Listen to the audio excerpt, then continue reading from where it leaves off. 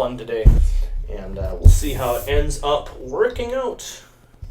The map is going to be Pampas Sierras, of course UI version 2.062 provided by A's, the ever beautiful maps created by Garja, and of course team version, very similar to the 1v1 versions we're accustomed to seeing, but a little bit different, a little bit bigger. And here we go, spawning in the south side of the map, the Warsaw Pact team led by Eaglemut and Pezzit in the right side of the map. In the color purple is Pezzit, and in the bottom left side of the map, playing the Indian civilization in the color yellow, his teammate Eaglemut. Spawning up on the north side of the map, playing the Japanese civilization in the color blue is Daouf, and he's going to be spawning on the left, and his teammate on the right side playing the German civilization is going to be Herr Knight, playing the red color. Of course, this is a non-trading post map. If you take a look at it, it's Pampas Sierras. As we get loaded in and get things underway, it is still got the characteristic llamas on the left side of the map that we're ever accustomed to. Let's count them up before we turn on the fog. We're 1, 2, 3, 4, 5, 6, 9, 10, 11, 12, 13, 14 llamas, it looks like by my quick count. Going to be very impactful, both as in terms of extra economy for the players in the south, and perhaps for some shrine potential for the Japanese player. Should he get his hands on those, we can see immediately sending out his monks to that left side, perhaps going to be trying to prioritize getting some of those under his control. One thing that I always like to take a look at when I look at these team games, when I start casting team games, is the unit compositions that the units can make, or that the teams rather can make. Certainly Japanese and German, both well known for a couple units in particular, the Ulan and the Ashigara Musketeer. Likely going to be seeing appearances from both of those units. They are probably the more defensive civ in this situation, Germany opting often to do some raiding and buying his team some time in that regard, and the Japanese player preferring to shrine up and boom and do some of those shenanigans. So we'll see whether or not that happens. On the other side of the map, the Indian and British civilizations a little bit quicker to get going. We do see that the Indian player is opting for a wood start, so nothing too crazy, no crazy aggression going to be coming out of him, but of the civilization choices we can see so far, Brits and India definitely looking to potentially be the aggressors in this situation. So both sides gathering up some of those llamas. It looks like Daouf has gathered himself 4 llamas so far. His teammate Herr Knight looks like has been shuffling those over to his teammates. So as we can see, Daouf has 4 and Herr Knight has 0. Eaglemut, on the other hand, the Indian player, has already gotten himself 7 llamas, so that's going to be a nice little XP trickle for him. And Pezzit, his teammate, similarly, it looks like has been shuffling his llamas over to his teammates. So a nice, juicy 8 llamas going to be under Eaglemut's control here very early in the game, which is going to be providing him with a lot of XP as he moves forward into the middle portions of this game. For the time being, the Explorers pretty split from both sides. It looks like no big team gathering of treasures. Oftentimes some of the bigger treasures that we don't get to see a ton of in 1v1 games can be taken fairly early on in team games, just because there's double the Explorers, or if you're in a 3v3, triple the Explorers, and it makes some of those big juicy treasures a little bit easier to get. So let's take a look quickly and see if we got anything like that in the works. No, it looks like just pretty minor treasures so far. Some of the little 30 coin treasures, 40 coin treasure picked up by Herr Knight, a couple little XP and food treasures as well. Perhaps the biggest treasures picked up by Pezzit so far, the 90 coin and the 60 food.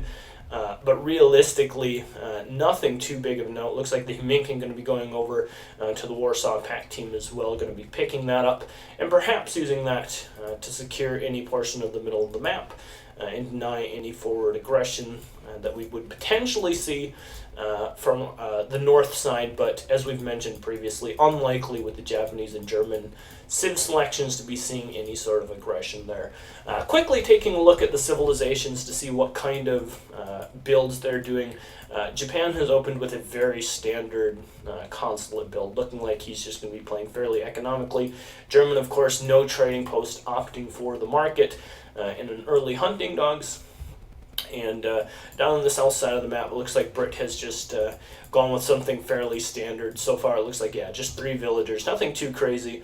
And his teammate, Eaglemet, similarly, just shipping distributivism is his first card. So very standard cards across the board.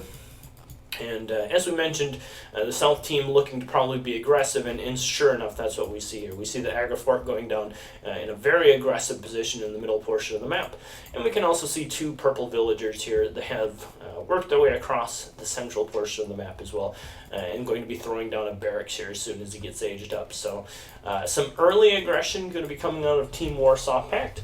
And it's going to be on De'Oof and Hair Knight to defend against. As we can see, De'Oof already throwing up some defensive structure in his base, getting those walls down, protecting his coin mine very efficiently, and with his buildings here placed as well, the consulate and the oops, deleted the wrong ones. That's a mistake. The consulate and the Teshuga Shrine. There's the frustration delete. If you're wondering what just happened there, what most players will do when they build these wall segments is they'll click on one of the little pillars, and then they'll hit the hotkey to select all, thereby deleting all of the little segments and leaving yourself with this extra little bit of wood and still this very nice clean wall. But I believe what Doof did is he clicked on one of the big segments and hit that hotkey and pressed delete. And in his haste to try and get that wall constructed, unfortunately deleted the entirety of his wall, save for this one little short segment that he had constructed here. Unfortunate for him, but still looks like he's going to be getting up his wall in time. Has a barracks being built as well, and we can see the very defensive nature so far here out of Hair Knight and De'Oof. Having to play very, very carefully. The military units already coming across for the Warsaw Pact. Looks like the British player going to be training some musketeers here early in the game. And De'Oof is going to have to likely produce some units here a little bit earlier on than maybe he would ideally like to with the Japanese civilization to be able to help deal with this impending pressure. We can already see musketeers working their way across the map.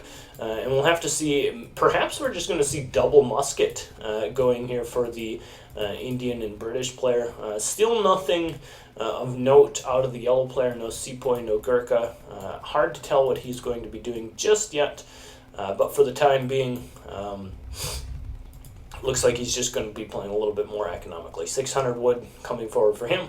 And at the same time, his teammate Pezet playing fairly aggressively with his musketeers, working his way across the middle of the map, while the Uhlans here just playing a little bit of rover in the middle portion of the map, and everyone just kind of powering up. We can see the Japanese player continuing to build shrines here in the awkward portions of the map, going to be giving himself a very strong economy, and because there hasn't been a terribly large amount of successful aggression just yet, I actually think Japan's setting himself up to have a pretty strong mid-game. If we take a look, looks like a couple of Yumi's going to be popping out for him. He's already got one batch of Yumi archers out as well.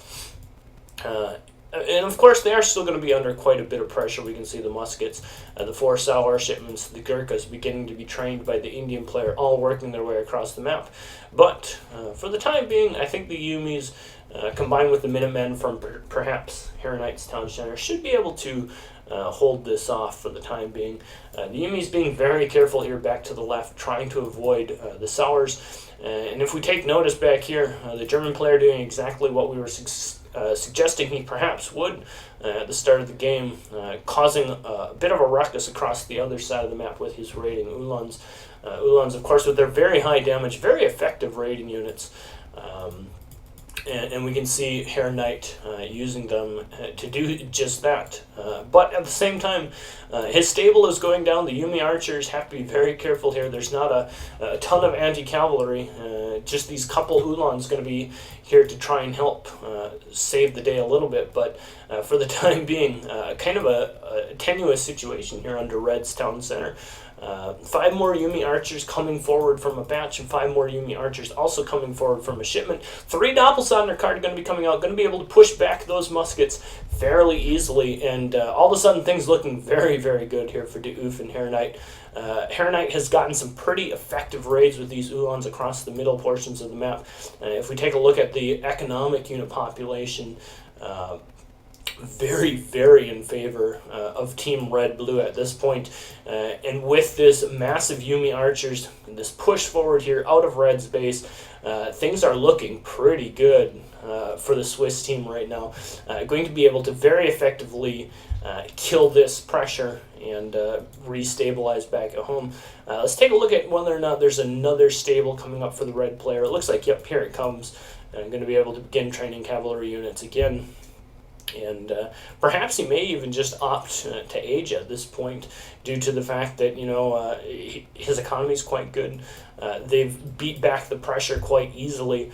And his Japanese friend, with 190 shrine pop and just an absolute bear of an economy, is going to be very difficult to stop at this point. If we take a look at the military unit populations, next to nothing for the or for the purple and yellow team, while the military population is still floating very high for both red and blue. So things looking pretty good for them. The economy continuing to pour out and pour into the Swiss favor here at this point. And we'll see whether or not we've got an age up coming out of Hair Knight here. Taking a look at his resources, looks like he's starting to rebalance himself to do just that. Perhaps the more safe option here instead of trying to push out underneath the aggro fort. If you take a look at this middle portion of the map, there's a lot of structure here and a lot of defensive structure, the aggro, the outpost, all providing a lot of vision and a lot of structure in the middle of the map that is going to be difficult to take down. So wants to be careful that he doesn't get too overstretched, and is just going to continue to do some raiding. And it looks like attempt to age up behind this as well. Another big raid coming for the German player, killing another several villagers. It looks like he's going to get 6 when all is said and done, and just continue to put that economic lead into his team favor. It looks like Tiger Claws have been sent by the Indian player, and one little last mass here pulled together by the Warsaw Pact. Perhaps they think this is their last chance to go in and try and catch a split army, and I have to agree with them. They have to do something very, very soon. Should they fail to do so, we can see these cavalry units continuing to run amok back here in Purple's base, going to be killing even more villagers. Another big raid coming in, and if I were Team Warsaw Pact at this point, I would think this is kind of a do-or-die go time. I can't continue to get raided back here and not have anything to show for it. And it looks like, it looks like they're actually going to be running back trying to deal with these Ulans. But unfortunately for them, while that happens, the Japanese player is just continuing to amass. He's got a very large number of military units. Now, let's take a look at the military units, actually. He has got 36 Yumi archers, 16 Ashigara musketeers.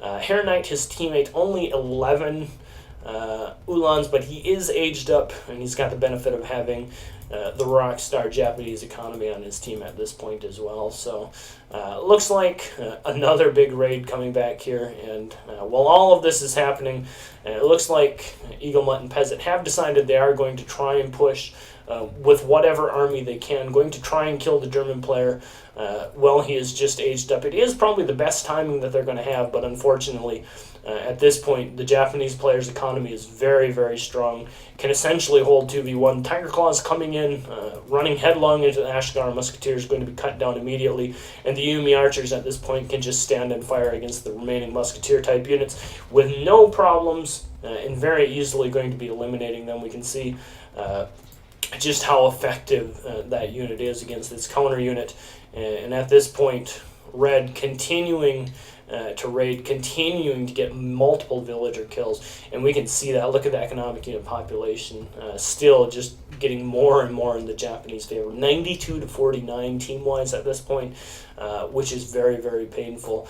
At the same time, Blue with a huge army pushing back out across the middle portion of the map, and it looks like it's just going to be a matter of time here. The blue player has decided that he has amassed enough units that he's just going to be able to push out here, and I certainly agree with him. He's very easily going to be able to contest any sort of army that comes out of any of the structure with his current mass, and forge his way right through the heart of this map, killing out any of the required structure and any of the required units to do so. Taking a look at the scores, 185 for Doof, 130 for Hair Knight, Peasant and Eagle Mutt under 100 apiece. And anytime you start falling behind in scores that much, whether it be 1v1, 2v2, what have you, you're probably not going to be having a good time. If you take a look at Doof, he's got both Yumi Archer Attack and the Daimyo working for him as well, so very big upgrades there in that regard. And also he's up to 200 shrine population as well, so looks like he's going to be able to easily dispatch these remaining units and continue plowing ahead. At this point, there's very little, I believe, that the Warsaw Pact team can do. Hair Knight even throwing up an extra town center. 700 coin going to be coming out for Peasant, but unfortunately for them, it's just not going to be enough. Wouldn't be too surprised to see a resign here pretty soon, just due to the fact that they're so far behind at this point. Japan has gone unchallenged for long enough that it's going to be very difficult for them to realistically do anything. Thinking back to the middle portion of this game, or early portion of this game, I think they had the right idea.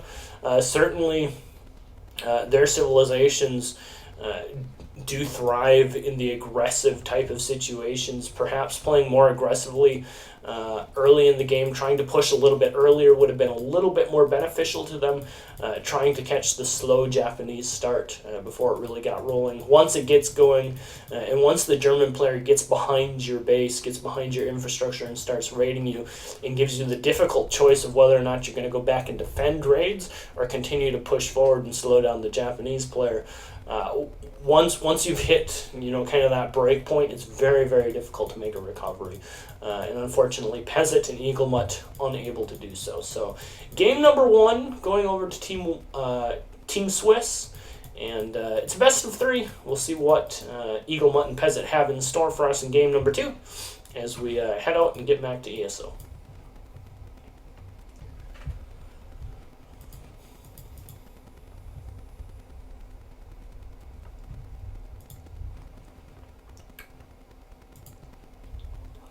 I do believe that the rule states that the losing team does get to decide the map in map number 2.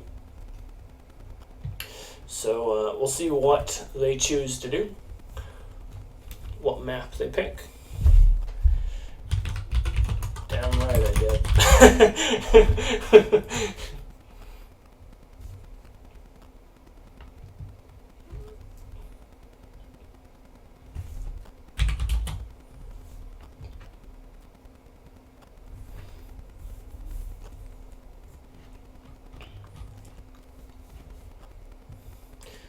So game number 2, Peasant and Eagle Mutt, I do believe get to select the map they want.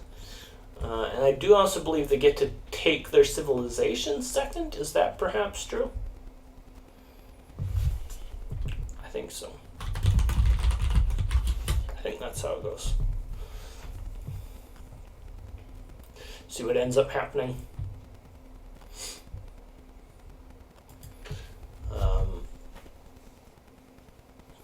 I'm not sure how the first map was selected.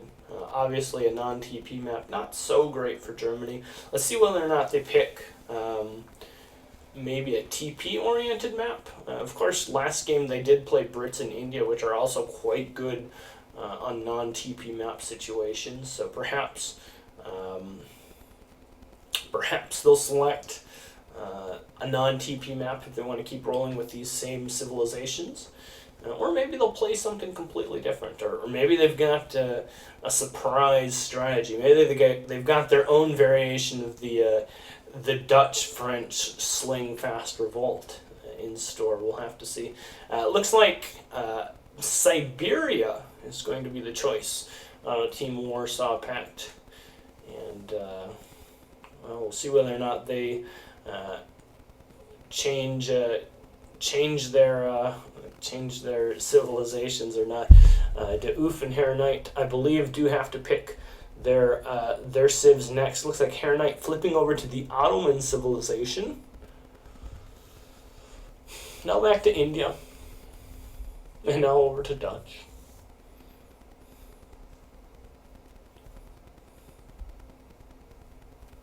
Okay. Well, now he's going to be playing good old United States of America, which I do believe he cannot play in Strong World.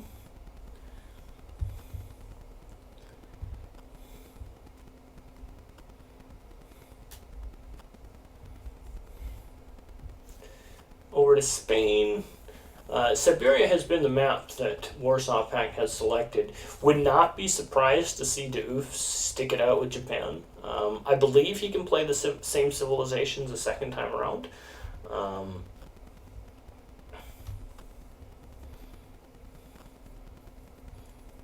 believe he's going to be playing the same civilization. Perhaps Spain, Japan going to be the civilizations of choice.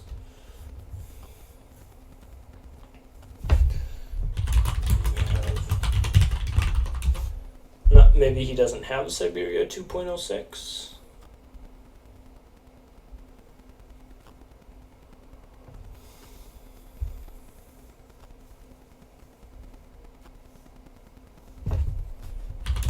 Is that a thing? Oh, okay. I didn't know that it was a thing. I didn't know you could veto a map. Alright, so it looks like Peasant and Eaglemut are back to the drawing board when it comes to map selection.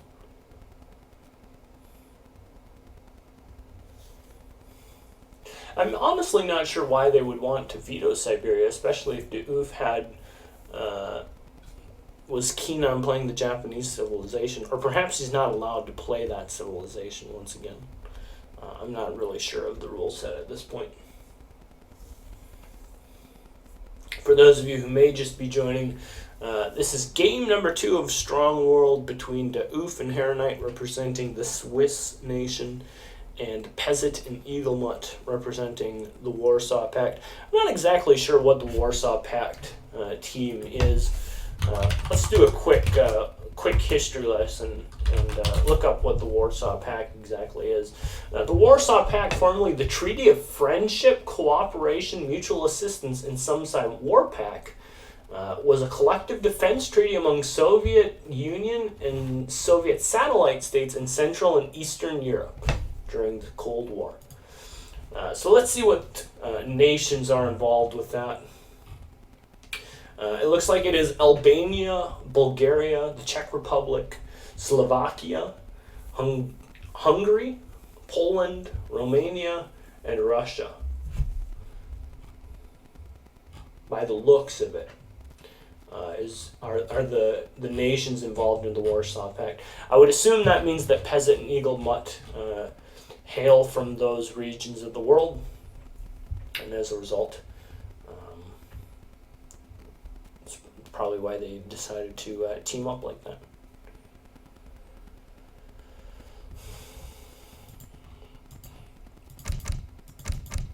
It looks like Eaglemut and Peasant have decided on Arkansas as their next map of choice.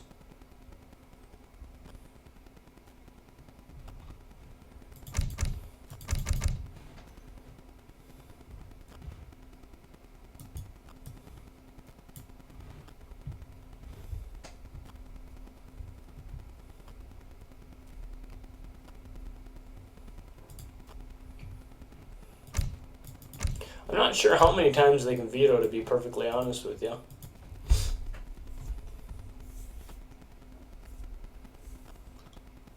Kamchatka, it looks like, is their next choice.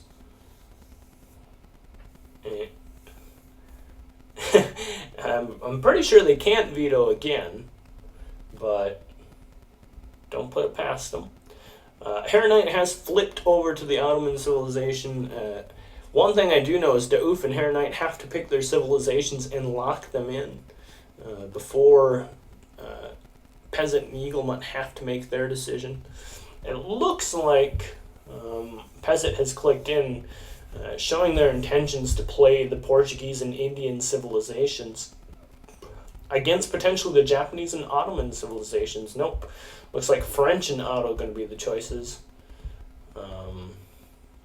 I believe that does give Peasant and Eaglemont the opportunity to switch should they choose. Looks like they've locked in with Otto and French for the top side.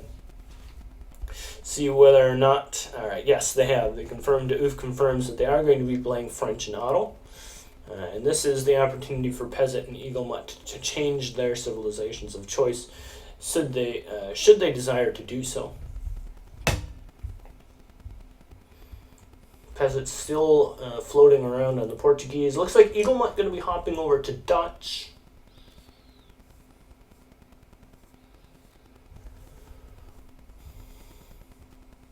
We'll see whether or not it's going to be Dutch in port versus French and Otto on Kamchatka. No switching by Peasant just yet.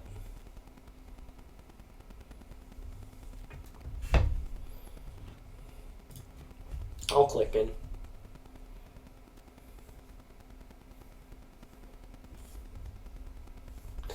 Looks like Peasant has clicked in, so I think they've confirmed that they will be playing the Portuguese and Dutch civilizations in response to their opponent's choice of the French and Ottoman civilizations. Yes, both players from Warsaw Pact are clicked in, and as Dauf and Herrenite have already confirmed that they will be playing those civilizations, I believe we should be just about ready to start game number 2. In case you're just joining, game number 1 was won by Dauf and Herrenite. It was played on Pampas Sierras. Dauf played the Japanese, Herrenite played the German civilization, and their opponents, Peasant and Eaglemont, played India and Brits. New civs, new maps.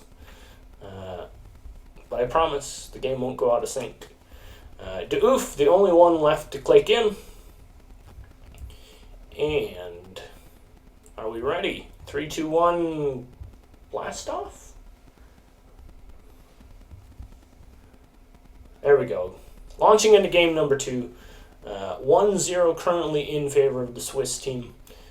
Warsaw Pact looking to make a difference here. Take this next game and perhaps force it to a game 3. Of course, Strong World matches are a best of 3. And we'll see what happens here. Kamchatka 2.02. Probably still my favorite of Garja's maps. Going to be played here in map number 2. Spawning in the south side of the map. In the color purple as the Dutch civilization for the Warsaw Pact is Eaglemont. And his teammate spawning right next to him. Fairly close spawn positions here in Kamchatka. Peasant playing the Portuguese civilization in the color yellow. Their opponents for today's game, match number 2 in this best of 3. Spawning in the north side of the map in the 12 o'clock position, playing the color blue, is Dauf. And his teammate for Team Swiss, Herrenite, playing the Ottoman civilization in the color red.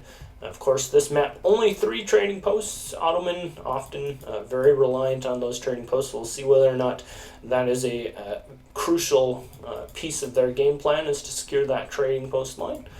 Perhaps do have the opportunity to play significantly more aggressively, do the Swiss team in this particular matchup. French and Otto, 2 very aggressive civilizations, good at applying pressure in team games early in the game. Whereas Dutch and Portuguese, in a contrasting manner, I would say, significantly slower than the Indian and Brit civilizations that we saw previously. And there are some faster options you can play to all of these civilizations, and we'll have to see how that unfolds. Of course, I would assume both sides being communicating on some sort of TeamSpeak type application, and devising a plan is game number 1 here. waits to load in. Here we go. Match number 2 on Kamchatka is underway. A little bit of a spyglass going down. Not really finding too much. Did find himself a 300 XP treasure, which may be worthwhile to get. Of course, should they run right up to it, they should be able to take it fairly easily, but of course going to be doing the smart thing, scouting out around their base, securing their natural resources that are very close to them first, and then maybe we'll see maybe that 300 XP treasure get some love a little bit later on in the game. The Ottoman player rushing over to the trading post line. Kind of fortunate for him, did get to spawn right next to the TP line, so isn't going to have any issues in securing that early in the game. And as a result, has that up before the 1 minute mark, going to be getting that first passive XP.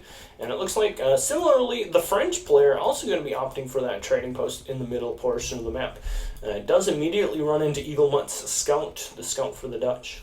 And as a result, going to be taking a little bit of pressure there, but should be able to skedaddle back on home should he need to, or perhaps use one of the little game mechanics to free himself. Does have the native scout available as well, perhaps nearby in the area, which he can use to help liberate his scout as well. Both sides just scouting out the map, picking up the easy treasures, building trading posts.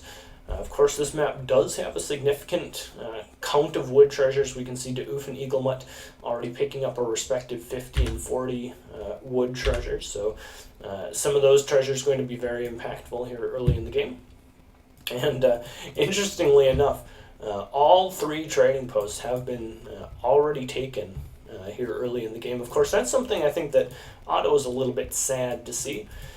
Ottoman, a civilization that we, as I mentioned, characteristically see taking a lot of trading posts. And on a map like Kamchatka, where the trading post count is fairly slim, and one of them is very close to your opponent, and in fact, probably impossible to defend should you take it, unless you're playing all-out aggression. Has to be a little bit of a sad time here for the Ottoman player, just due to the fact that it's going to be a little difficult for him to actually get maybe the XP or the resources he'd like to have here early in the game. Looks like the Dutch explorer is going to go down. The native scout did not get taken out. The envoy going to escape with his life, as well as all sides back off and go to their respective sides of the map and start continuing to collect the treasures. But interesting, the meta we live in here on the EP, all of the trading posts taken very early in the game. And I just thought that was kind of interesting to post out. Right before Smackdown started, I actually participated in a topic on esocommunity.net talking about trading posts in particular and their perceived power level, especially in high-level 1v1 gameplay. And I actually made a case that I think the difficulty in balancing trading posts on the current patch relies mostly on the maps. And I would actually like to see more maps like Kamchatka when it comes to trading post lines. I think when you think of a lot of the maps on EP, things like Arizona High Plains, Tibet, Baja California, the trading post lines are very spread out and they can be very difficult to challenge as a result of that. And it makes the aggressive player have to commit to being aggressive on the trading post line, which allows the tech-oriented play to really shine through. And so I think on a map like this, where securing the middle TP with like a forward base, and then playing aggressively on your opponent's TP, or if it's back on this TP that he's built, killing it fairly easily, and then being able to continue to have it secured is a little bit more easy and a little bit more worth your time. Whereas on a lot of the aforementioned maps, the TP line is just so spread out and it takes you so long to secure it that realistically there's not a lot of harm for your opponent in losing a TP, because he's gaining so much time just by having the TPs built. That's my personal opinion. And I don't think it's a large criticism on the map. I think the maps that we have are really good. The hunts are far more balanced. Everything's a lot better.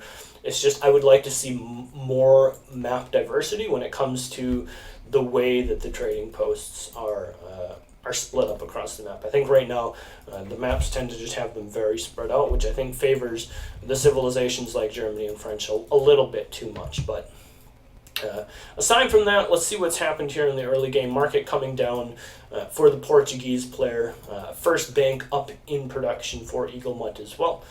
The Ottoman player, nothing too crazy out of him just yet, as he's already aged up. And perhaps we're going to be seeing some sort of double FF play here, as the French player has aged up with his 500 food, it looks like, and has shipped immediately 700 coin as well. If we take a look at what else is going on, which card has Hair Knight? He hasn't done anything. Oh, interesting. They're doing some sort of sling strategy by the looks of it, perhaps.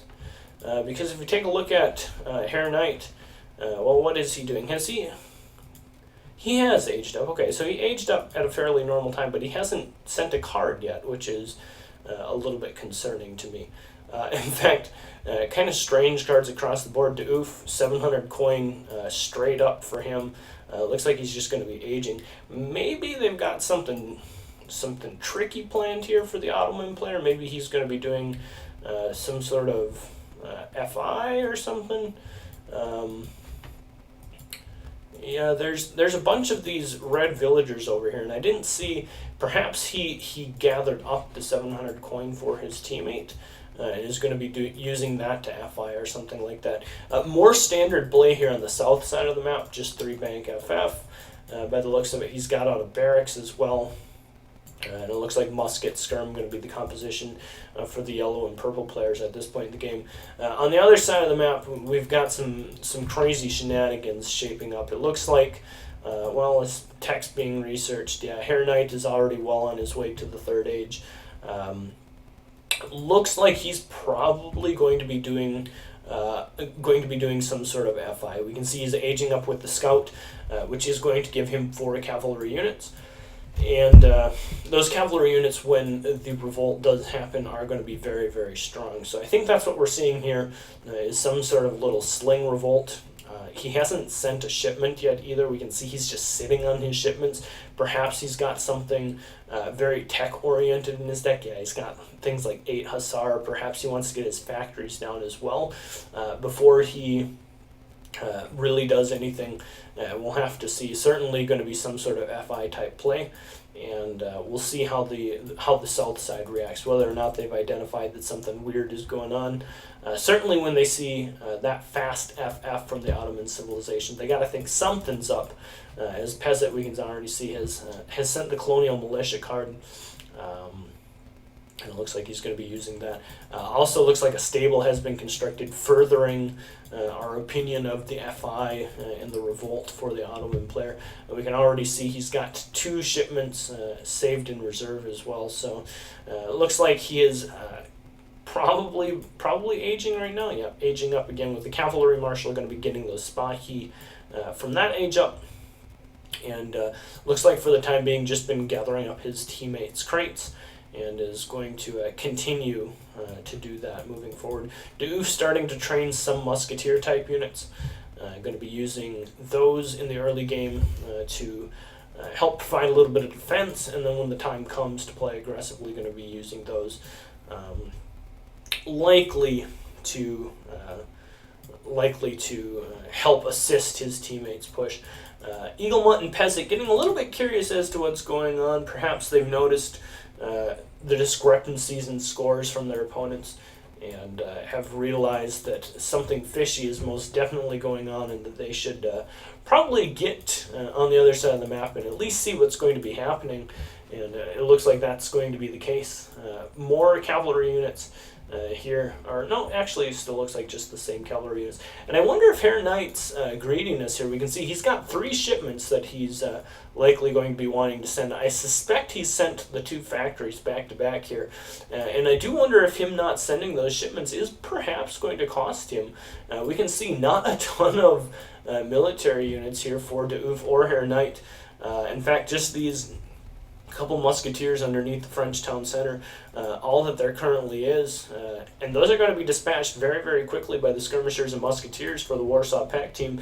And all this while, I mean, Herr Knight is gathering the resources to commit his revolt. He will very soon have some very strong hussars. In fact, he's going to have a very large number of very strong hussars here momentarily.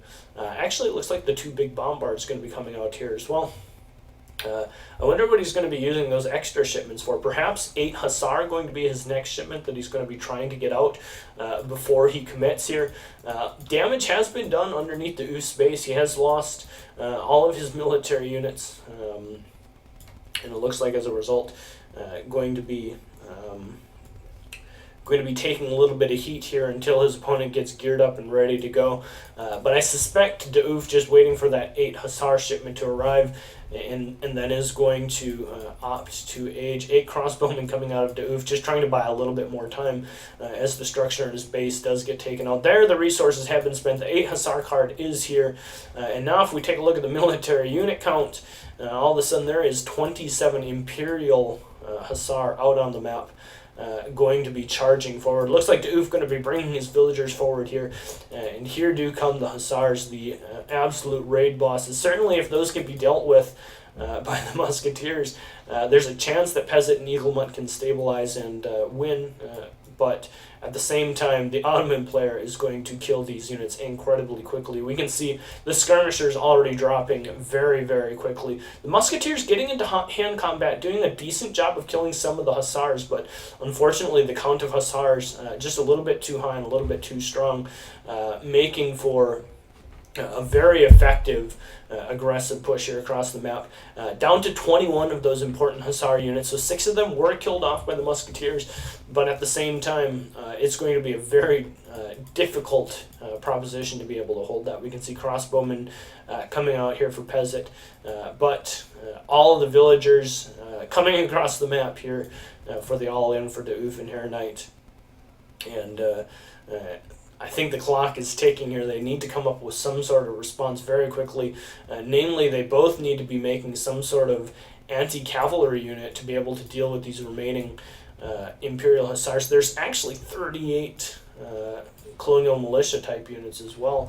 So going to be pretty difficult to deal with those. The skirmishers, of course, do a pretty good job against them. They are tagged as heavy infantry. Minutemen popping out going to be able to help in this fight as well. The remaining skirmishers trying to kite away from the hussars, using the banks to try and control the flow of the hussars, which we can see is being fairly effective as they are getting taken down here. On the other side of the map, looks like Peasant suffering a similar fate as the 2 heavy cannons, or the 2 great bombards rather, are blowing away on his buildings. A little bit of lax play here by Herr Knight, though, is going to end up losing at the very least one of those great bombards. The other one being dealt with by a colonial militia here quite effectively, and it looks like he's actually going to be able to hold on this side for the time being. Unfortunately, his teammate taking a lot of damage during all of this, and it looks like the colonial militia not going to be quite enough, going to get cleaned up, and unfortunately I think this is going to be just enough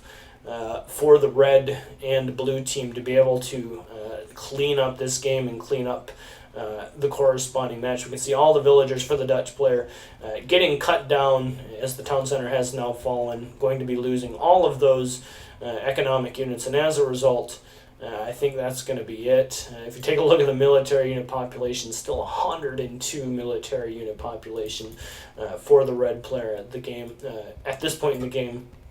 And I don't think realistically there's a ton that they can do. In fact, the red player still has 1 shipment available, so could even send another 16 colonial militia. Looks like a couple military units did get created. Where are they? For the yellow player. Oh, he's got another batch of colonial militia is all he's been able to round up. And actually, Herr Knight still even has plenty of resources. It looks like probably D'Oof just feeding him more resources, perhaps using the TPs to get that XP as well. And it looks like that's going to be it. GG called. Peasant and Eaglemont have resigned. And game number 2 going over to D'Oof and Herr Knight. and going to be taking the Strong World match between Warsaw Pact and the Swiss team for Team Switzerland.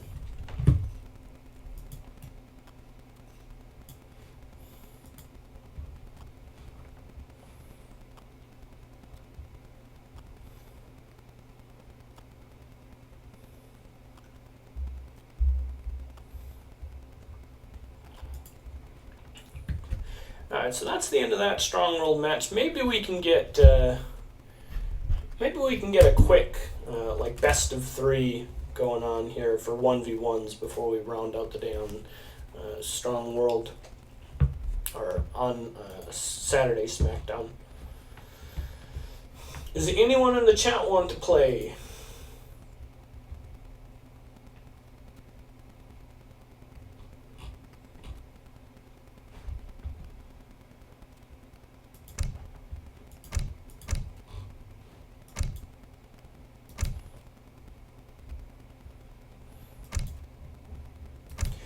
Urashik says he wants to play.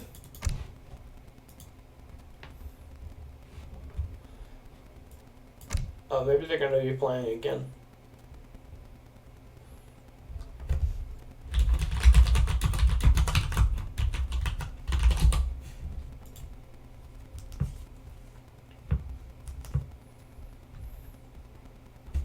Okay, they're going to do one more.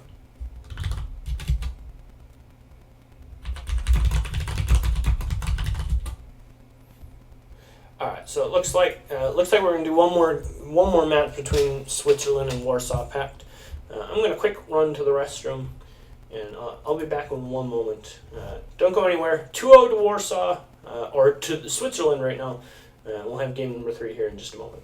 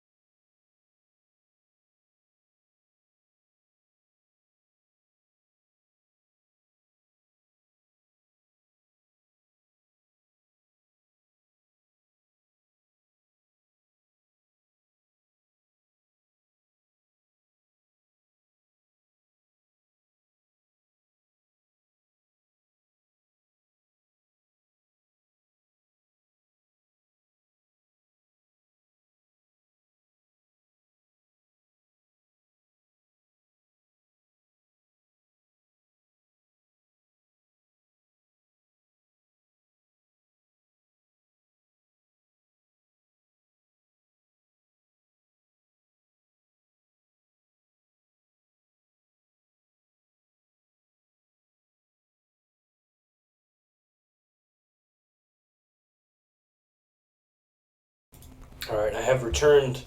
Looks like Peasant and Eaglemut have selected High Plains. We're going to be casting one more game of these guys, I think. Just for the funsies of it. It's kind of fun to see some something different every once in a while.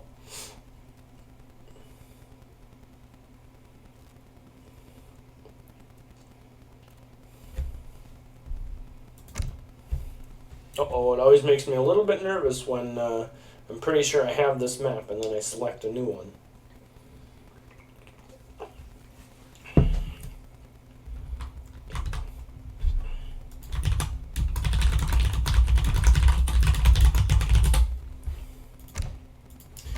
I'll send him the right map. Ooh, do I not have it either?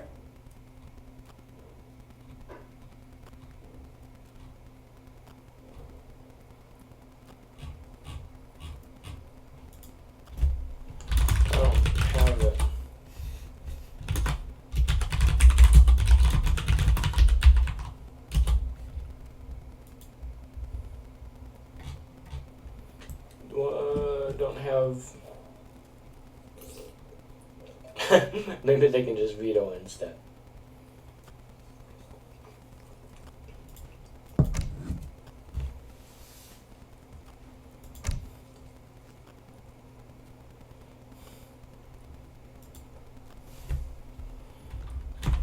I veto.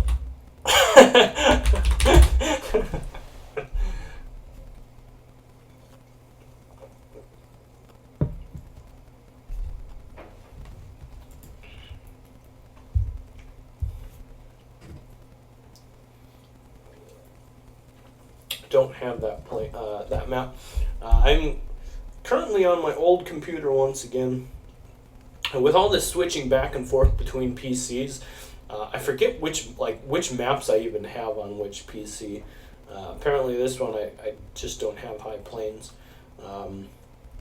Good news is I got an email from iBuyPower, from whom I bought my new PC, and I had sent it back to them, and they had they've informed me that they fixed it, and it's currently being shipped back to my place as we speak. So I'm hopeful that for next week we'll be back to stunning HD, and have all the beauty that comes with being able to stream with bloom effect and all that stuff. So we'll see what happens. Hopefully we'll have it next week. Hopefully it actually works this time around. Never know.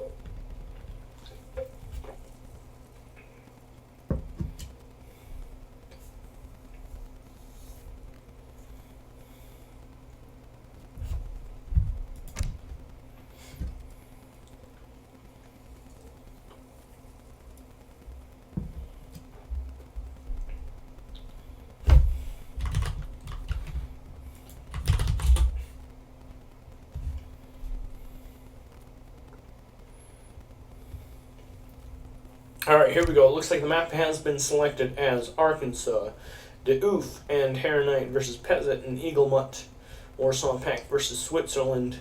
The matchup, it looks like, has been locked in as French and German for the Warsaw Pact team, and Dutch and German, perhaps, for Team Switzerland.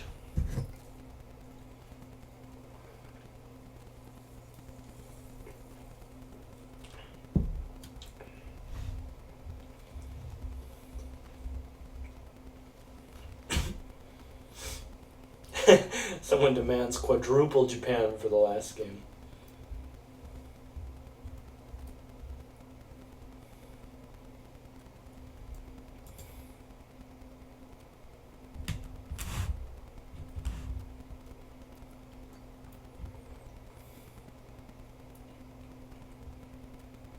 Here we go. Loading into Arkansas. Doof and Hare Knight versus the Warsaw Pact duo of Peasant and Eaglemut. Going to be playing game number 3 here between these players. Games number 1 and 2 were decided in Doof and Hare Knight, the Switzerland duo's favor. However, the players being kind enough to play another game here as well. So, going to be having a match number 3 for you guys today for this Strong World match. Although I don't believe this match actually means anything. It's off the record, just for fun, as we watch these guys play. Spawning on the left side of the map is going to be the team from the Warsaw Pact. It's going to be Peasant playing the French civilization in the color yellow, and his friend and teammate, his comrade in arms, Eaglemut, playing the German civilization. Spawning on the right side of the map in the 4 o'clock position is going to be the Dutch player Hare Knight. He's in the color red. And just to the north of him in the 3 o'clock position, playing the German civilization, is Doof, and he's going to be playing in the color blue. Of course, the map is Arkansas. One of Garja's finer maps, I do believe. I think a lot of people would agree. I think a lot of people have christened this kind of the new Great Plains of the EP, or at least I've thought of it in that way. It's kind of the de facto, if you don't know which map to play, or there's a disagreement or something, Arkansas tends to be a fairly safe bet. Most people like that map. Looks like Peasant having a little bit of difficulty loading into the game. We'll wait for him. See whether or not he times out or not. Or perhaps he has left us. He is dead and gone, never to be seen again. Nope. Wait a bit, this is normal. Alright. Looks like his toaster has recovered. He's replaced the gerbil that is running on the little wheel powering his toaster. He had to quickly run into town, run to the pet shop, get a new gerbil, have it run away. But it looks like he's loaded into the game. Already introduced the players, just put on the black of the map and explore the map as it was meant to be explored by the players. Red striking out to the left, going to be tasking his envoy, it looks like, to scout out the backside of his map. Similarly, the German player heading up to the north. Looks like just going to be dropping down a market here. Didn't take a look at his wood crate start, but it looks like it was only a 200 wood start. So not going to be able to, what kind of wood crate start was it? It was, I guess it was a 100 wood start for the German player. 200 wood crate, he would almost certainly drop a trading post. That, of course, being has dropped down his market nice and early here. Looks like he's going to begin gathering some coin. Perhaps already has his eyes on a coin treasure. Nope, not just yet. Going to be needing to gather up some of that coin to be able to drop down that market tech. But already frantically gathering away a little bit of extra wood so that he can get the extra 150 he'll need for both his market upgrade and his house. His teammate down here, the Dutch, of course, not doing anything too crazy, just placing down a house and going to be playing normal Dutch stuff early in the game. Over here, it looks like this German player, the Germans being piloted by Eaglemutt, not going to be opting for any sort of market play, just going to be gathering up the resources required to age as quickly as possible. And Peasant also not opting for any sort of market play. Interestingly enough, does have a 50 coin treasure in base. I would argue for a French player with 50 coin in vision at the start of the game, that's a bit of a mistake from this French player, but that's up to the players to decide, and I can't control the game. So 80 food treasure going to be taken here, it looks like, by Peasant and Eaglemutt teaming up to take that 80 food treasure, as both players, or all players rather, continue to scout out the map and get a lay of the land a little bit. Dutch, it looks like, has found himself the resources to age up. He is going to begin chopping his wood for his first bank, and going to be getting that eco powered up nice and early. French, it looks like, also has reached the threshold to be able to age up. In fact, all players but the German player to the south having aged up now. It looks like Eaglemutt going to be clicking up himself as well. And now all players are swiftly on their way to the second age. Kind of an interesting synergy for Team Warsaw Pact. They do have the French and German civilizations, which do have those two very key, strong team cavalry combat cards, which help significantly when you're both training cavalry units, even more so in 3v3s, where perhaps you can have your whole team having powered up super cav. Going to be very nice for them. We'll see whether or not they elect to use that early in the game or not, but for the time being, no villagers moving out across the map anywhere. Looks like nobody's going to be playing too aggressively, and with these civilizations, I guess it doesn't really strike me as too surprising, to be perfectly fair. These civilizations characteristically more tech-oriented, more Age 3 focused, and usually, for the most part, more interested in training cavalry and trying to do some raiding. So we'll see how that ends up happening, as now we do have our players transitioning into the next stage. Nothing being shown just yet by the Dutch player, perhaps just going to be trying to do some sort of tech-oriented build for himself. And similarly, nothing being shown yet in any of the bases here. A house coming down, interestingly enough, for Eagle One. So I'm curious to see what he's going to be doing. Perhaps just a little bit of a build order flaw. But players transitioning, villagers all over the place, getting a bunch of wood in place as well. Doesn't look like there's any villagers out in the middle portions of the map. And I'm just looking for stables. There's coming one. One stable coming down for Peasant. Nothing just yet on the Dutch players, just dropping down the second bank. And we'll see now that De Oof is aged up, whether or not he drops down himself a stable here with his 400 wood that he's swiftly gathering up from his quartermaster politician. And there's a stable there for Eagle Mutt as well. So it looks like dual stable going to be the call for the Warsaw Pact team. Nothing being built just yet for the Dutch and Germans on the right side of the map. Electing just to play more economically focused here for the time being. Perhaps that's part of their game plan. Pookie's Tavern is down. And we have ourselves a Kaiser Chiefs spotting. Kaiser Chiefs, of course, Kaiser Klein. When he plays at night, and oftentimes when I come home from work and I'm eating dinner, or I'm watching stream at night or whatever, Kaiser Chiefs is playing, and he's often playing on his Smurf. And when he plays on his Smurf, he almost, I would say, like 80 or 90% of the time, he does some sort of like Renegado build or some sort of like mercenary FF or something like that. Very, very high mercenary train ratio when Kaiser Chiefs plays on his Smurf account. It looks like just 4 banks coming down for the Dutch player, going to be playing very economically. There are a couple of Hussar en route to his base, similarly a couple of Ulans here as well, so going to have to be pretty careful. He's done a fairly good job of herding, fortunately.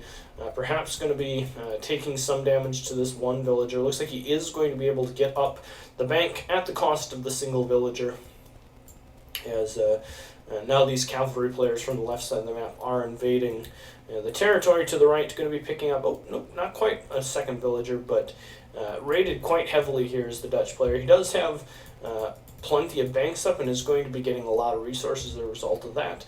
But at the same time, taking a lot of pressure here from all of these cavalry units. Pookie's Tavern has been constructed successfully, and we'll see how De Oof elects to use that. Let's take a look at the units currently in queue. Looks like nothing just yet. He's going to be FFing first by the looks of things, and once he gets aged up, perhaps we'll see what he's elected to get out of Pookie's Tavern. Text. Let's take a look at text complete to see what options he does have in Pookie's Tavern. It looks like he's got the option to make Renegados, Mamelukes, Pirates, and Black Riders are the units that he has available to him. So, of course, Mamelukes an Age 4 unit, not going to be able to train those, but we'll have the option to train some Saloon Black Riders. And against these cavalry units that have been opened up here for the team from the left side of the map, going to be a very effective way to spend his resources. Let's flip on over to the units in queue. Take a look as to whether or not he's got any Black Riders in queue. He does have 1 Black Rider in queue. Unfortunately, because he's been raided quite heavily, only going to be able to get the single Black Rider in queue. And, this is some fairly effective raiding here from the German and French civilizations, and you have to suspect when you're playing against these civilizations that you're going to be up against a fair number of raids here, and perhaps playing a little bit too cocky, both going with the with the saloons. The dancing hall is going to be trying to get out some Black Riders, and certainly if they can get out Black Riders, they're going to be very, very good at dealing with all these cavalry units. But I'll tell you this, 3 Black Riders is not going to be enough to even the score. Currently, military population is 60 to 0. That's a total of 30 potential cav units that are out on the ground. 3 Black Riders is not going to be the way you're going to be able to deal with 30 cavalry units. Looks like the first little batch of Black Riders is out for Doof. He's going to be able to use those to push back a bunch of the cavalry units from his opponent. As long as his control is good with them, he shouldn't get caught too much, but it looks like, one of them is going to get snared, is going to get caught. And at the same time, more villagers dropping down for Hare Knight here, as he's going to be able to get out 2 Black Riders of his own. But like I mentioned, 3 Black Riders is not going to be enough to even the score. We can see military unit populations starting to climb up a little bit as the free Ulans trickle in from the cards. And they get some Black Riders out, but there's just a ton of cavalry units here, and I don't know that they're realistically going to be able to clear this many cavalry units, especially when you factor into consideration the fact that there's some very good economies behind this, right? The German player here, we can see he's got very strong economic unit population, 66 to 59, even when you take into consideration all the banks that the Dutch player has trained. So very strong economies, but for the time being, it looks like enough Black Riders are going to get trained here from the right side to be able to at least force back some of these cavalry units, and perhaps buy them some time, allow them to get outside of their bases, gather up some crates, reestablish some infrastructure with these cords of woods that they're sending, and try and get back on their feet a little bit. Peasant, on the other side of the map, though, has used his time to age up and is very soon going to be able to unlock some very strong counter units to these Black Riders they're currently facing.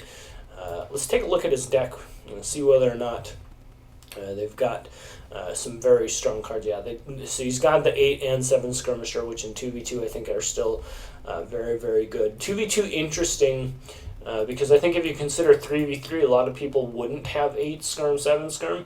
They almost certainly probably wouldn't have both of these Ulan cards, all of the War Wagon cards, stuff like this.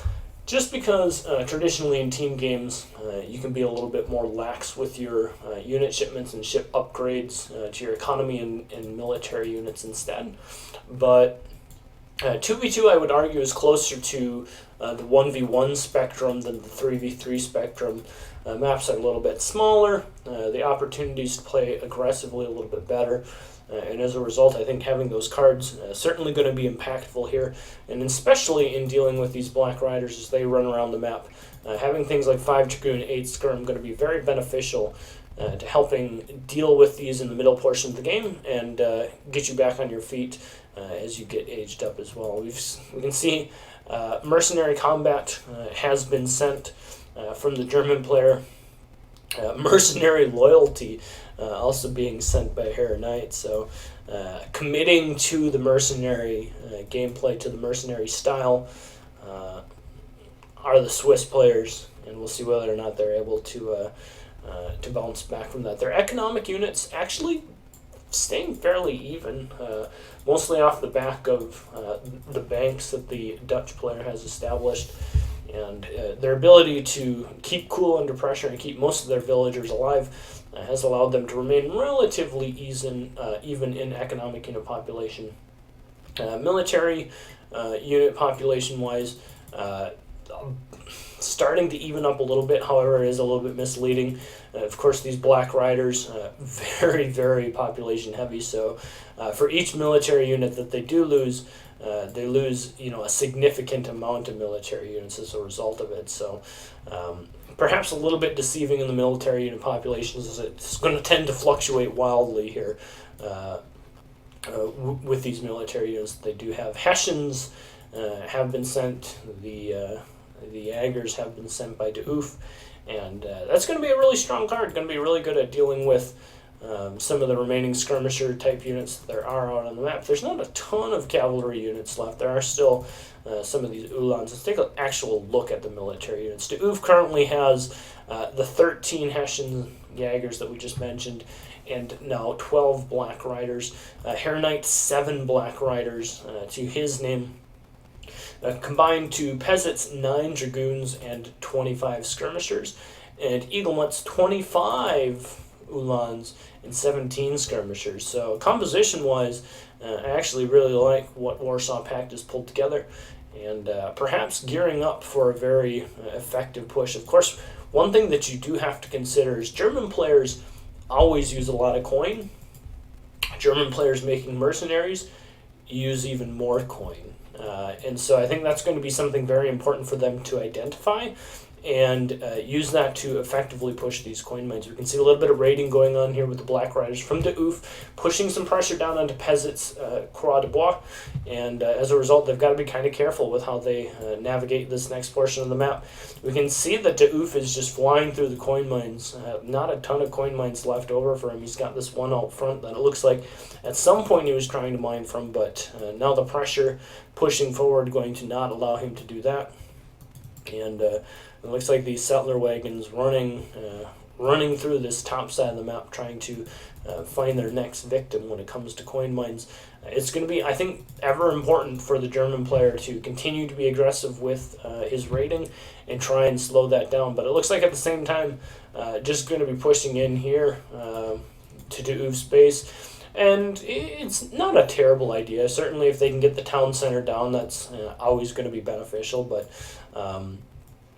whether or not they're going to be able to get the town center down, not take any losses, and then be able to clean up the economy behind that remains to be seen. Black Riders sneaking back in from de Oof. His Hessian Jaegers are coming back to defend as well. We can see the Black Riders getting in position for Herr Knight, positioning themselves here around his town center. And it looks like both sides being very cautious with how they approach this fight. A very large number of skirmishers here from the Warsaw Pact team. Going to be fairly effective at pushing back the remaining mercenary army here that we've got from de Oof. Split armies as well, unfortunately, for our Swiss team, resulting in kind of awkward angles for them to push in here.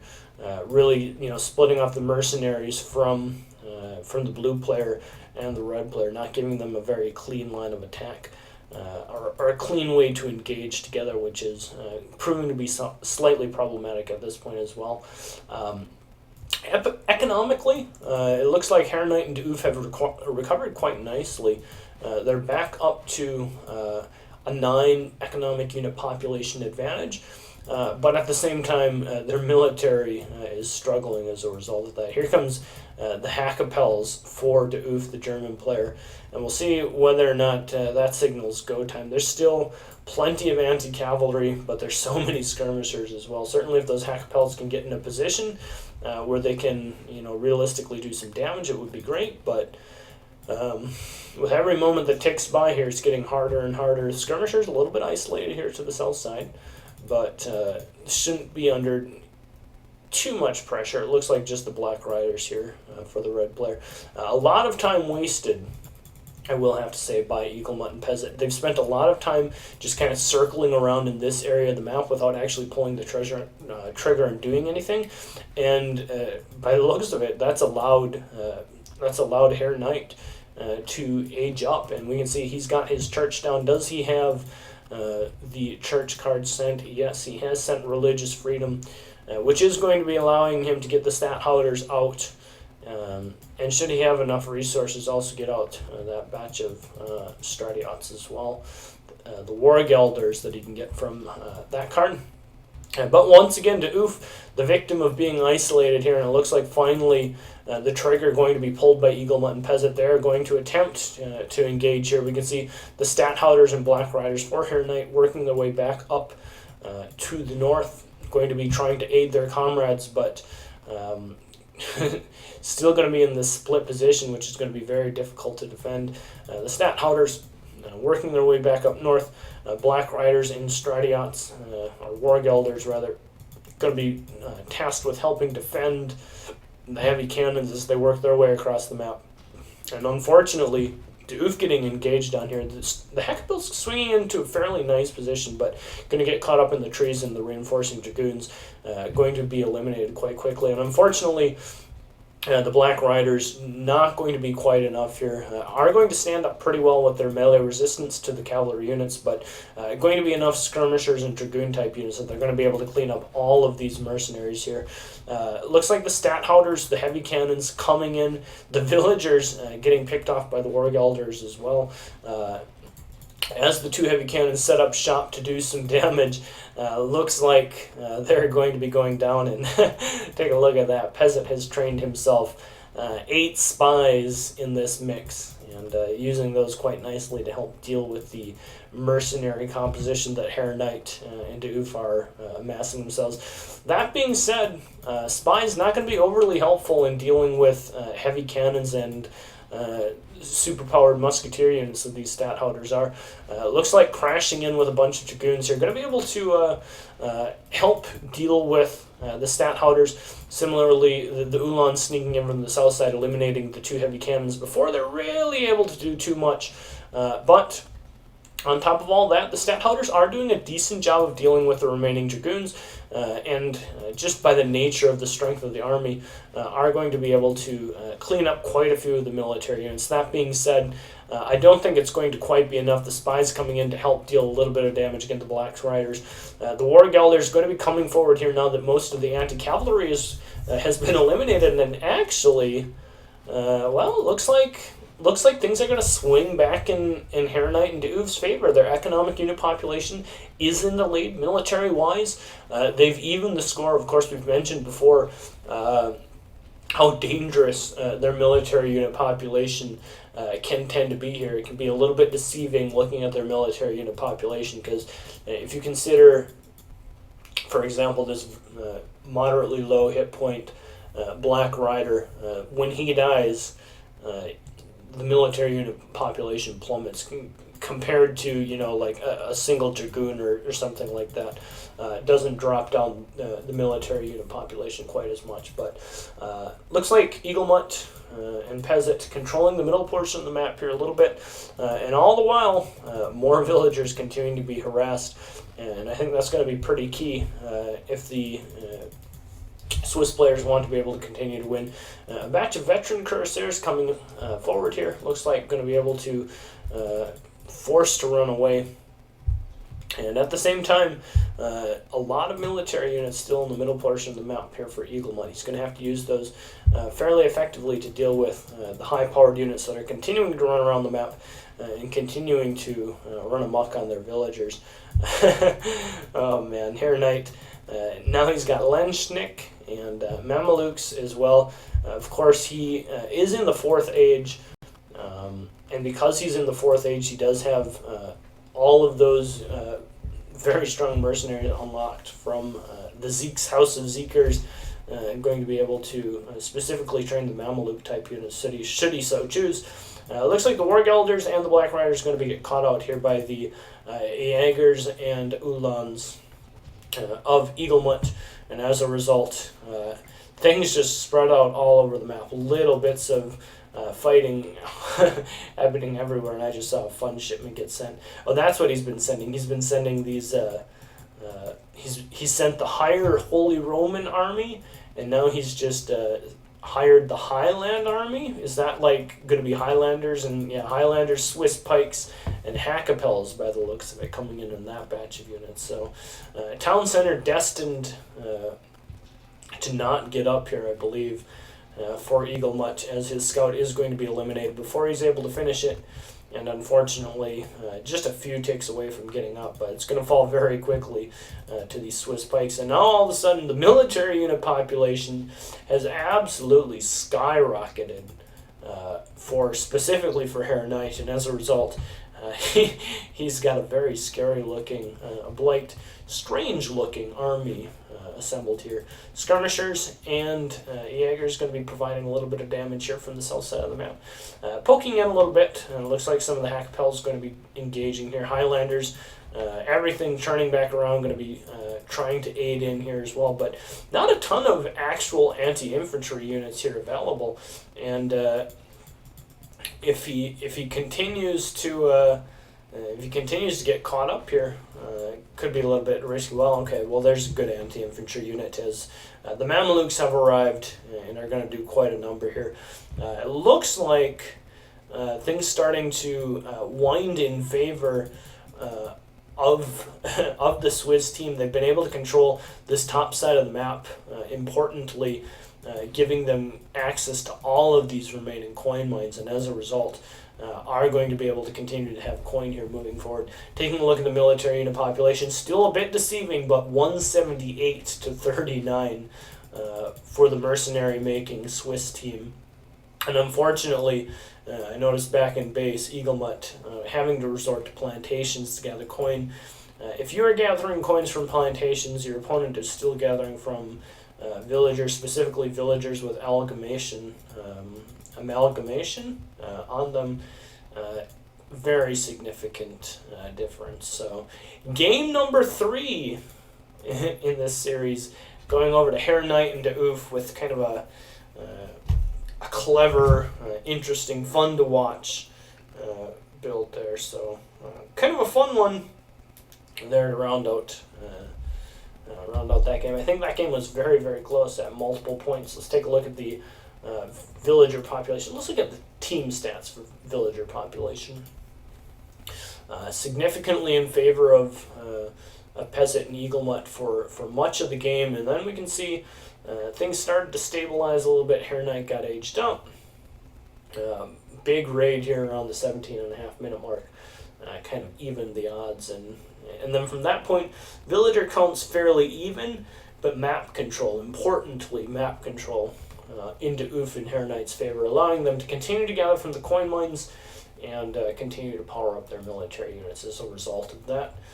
Taking a look at resources, fairly close, and here we can see the discrepancy that having coin mines really means. Yeah, this is probably the most important graph of all the post game. Take a look at the coin gathered. Of course, Peasant and Eaglemut not actually training as gold heavy units, certainly not making mercenaries, but still Uhlans, Skirms, Cuirassiers, all those units, all those very strong military units, Dragoons, all require a fairly hefty price for gold, and we can see their gold has just flatlined. They're not gathering any coin over the course of several minutes, almost no coin gathered as a team, which is definitely going to hurt.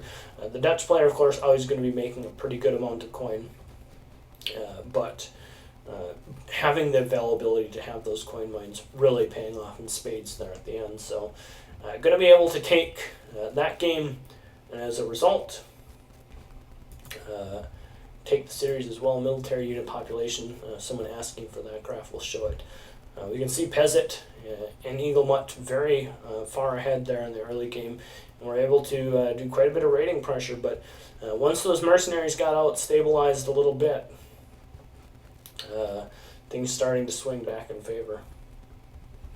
So, interesting game, fun to watch, but going to be taken by the Swiss players at the end of the day. So, that's going to be it. Oh! Uh-oh. Oh, no! Oh, no!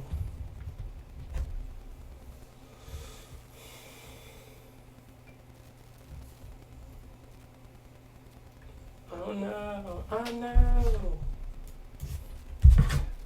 Well, it looks like ESO has done and gone, gone dead and died on us. But that's okay. We saw the end of our match. It was a fun one to watch, and I think that's going to be, by the looks of it, the end of our run here on Smackdown today. Some fun team games to watch, and as a result, I think that's going to be it. I'm gonna find another Age stream. Maybe someone else is still playing an Age game, and if I can find someone, anyone,